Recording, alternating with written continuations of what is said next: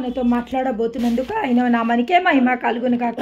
ఈరోజు దేవుడిచ్చిన వాగ్దానం ఏంటంటే, మనకు భయపడకమును నేను నీకు తోడై ఉన్నాను.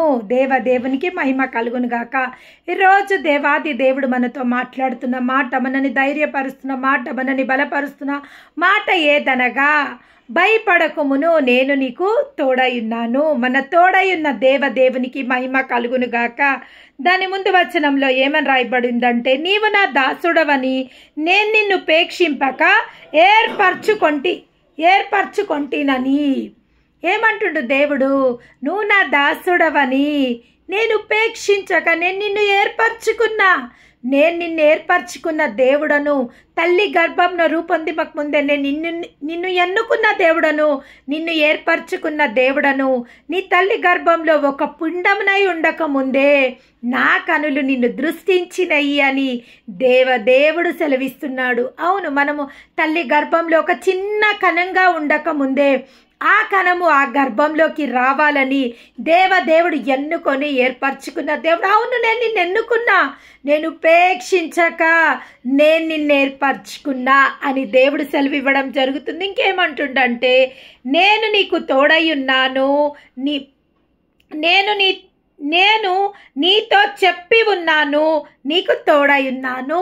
చెప్పి నేను నీతో చెప్తున్నా ఏంటంటే, నేను నీకు తోడై ఉన్నాను.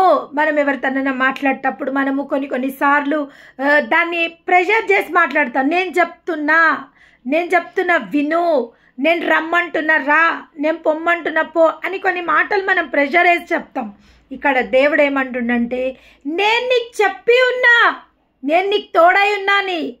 నువ్వు ఒకవేళ ఆపదలో, ఇరుకులలో, ఇబ్బందులలో నాకెవ్వరు లేరు, నా మొరైనటోళ్ళు ఎవ్వరు లేరు, నేను ఎవరిని బట్టి ధైర్యం తెచ్చుకోవాలా, నేను ఎవరిని బట్టి నేను బలపరచబడాలా, ఎవరు నాకు తోడున్నాడు? దేవుడు అంటుండు, ఒకని తల్లి వాణ్ణి మర్చునోనేమో కానీ నేను నిన్ను మరవను విడవను. ఒకని తల్లి పొత్తిళ్లలో ఉన్న బిడ్డని ఒకవేళ ఆ తల్లి మర్చునోనేమో కానీ నేను నిన్ను మరవను విడవను, ఎడబాయనని సెలవిచ్చిన దేవుడు ఏమంటూ, నేను నీకు తోడై ఉన్నా.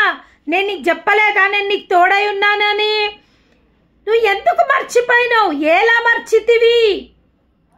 మర్చితివి నువ్వు? నేను నీకు చెప్పి ఉన్నా, నేను నీకు తోడై ఉన్నానని. నేను నీకు తోడై ఉన్న దేవుడను, నేను నిన్ను బలపరుస్తున్న దేవుడను, నేను నీకు ఆశ్రయమై ఉన్న దేవుడను, నేను నీకు కేడిమునైన దేవుడను, నేను నీకు డాలునై ఉన్న దేవుడు ఈరోజు మనతో మాట్లాడుతున్నాడు. దేవుని నామానికి మహిమ కలుగును గాక. ఇంకా ఏమంటుండంటే, భయపడకుము, నేను నీకు దేవుడనై ఉన్నాను. ఏమై ఉన్నాడంట ఆయన మనకు?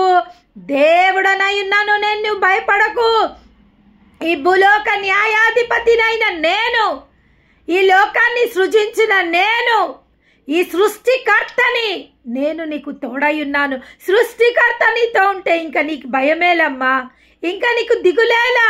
ఈ సృష్టిని సృష్టించిన సృష్టికర్త, తల్లి గర్భంలో నిన్ను రూపించిన దేవుడు, అవును, సమస్తాన్ని కలుగజేసిన దేవుడు, సమస్తం ఆయన వల్ల, ఆయన కోసము, ఆయన ద్వారా ఆయన సృజించిండంట. దేవుని నామానికి మహిమ కలుగును గాక. ఇంకేమంటుండంటే, దిగులు పడకమును నేను నిన్ను బలపరుతును. దేవుని నామానికి మహిమ కలుగును గాక. దిగులు పడకు. ఎందుకు దిగులు పడుతున్నావు? నిన్ను బలపరచడానికి నేను సిద్ధంగా ఉన్నా. నీ ఇరుకులలో నేను నీకు తోడై ఉన్నా, నీ ఇబ్బందులలో నీకు తోడై ఉన్నా, నీ అనారోగ్యాలలో నేను నీకు తోడై ఉన్నా, నీ అవమానాలలో నేను నీకు తోడై ఉన్నా, నీ నిందలలో, నీ అపనిందలలో తోడై ఉన్నా నేను దేవుడను. నేను నీకు చెప్పి ఉన్నాను కదా, నేను నీకు తోడై ఉన్నానని. భయపడకని నేను చెప్పినా, దిగులు పడకని నేను చెప్పినా, జడియకని నేను చెప్పినా, నేను నీకు తోడై ఉన్నాను. ఏ స్థితిలో ఈరోజు మనమున్నా, ఏ పరిస్థితిలో ఈరోజు మనమున్నా, దేవుడు మనకు తోడై ఉన్నందుకు ఆయన నామానికే మహిమ కలుగును గాక. ఇంకా ఏమంటుండంటే, నీకు సహాయం